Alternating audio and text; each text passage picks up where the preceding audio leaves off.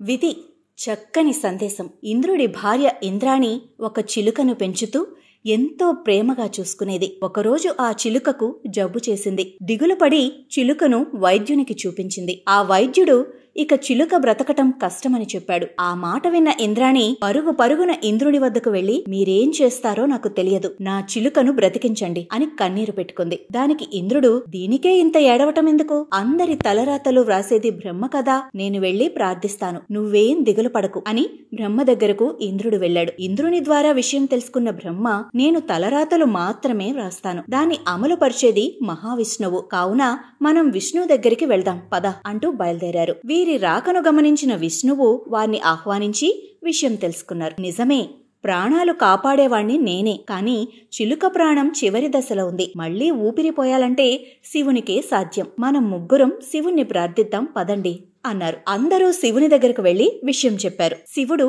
ఇలా అన్నాడు, ఆయుష్ పోసేది నేనే, కాని ప్రాణం తీసే పని యమధర్మరాజుకు అప్పచెప్పాను.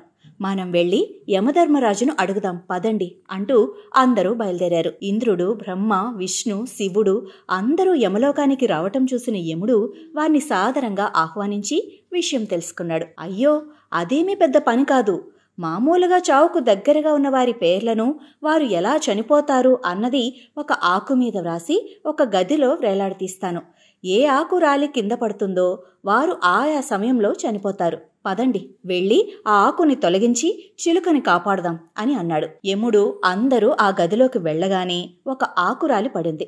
ఆ ఆకు ఎవరిదో అని అందులో ఏమి రాసిందో చూద్దామని ఆ ఆకును తీసి చూడగా ఆకుపై చిలుక మరణానికి కారణం రాసి ఉంది. ఏమని ఉందంటే, ఎప్పుడైతే ఈ గదిలోకి ఇంద్రుడు, బ్రహ్మ, శివుడు, విష్ణువు, యమధర్మరాజు ఒకేసారి కలిసి వస్తారో అప్పుడు చిలుక మరణిస్తుంది అని వ్రాసి ఉంది. ఇదే విధి. విధిని ఎవ్వరూ మార్చలేరు.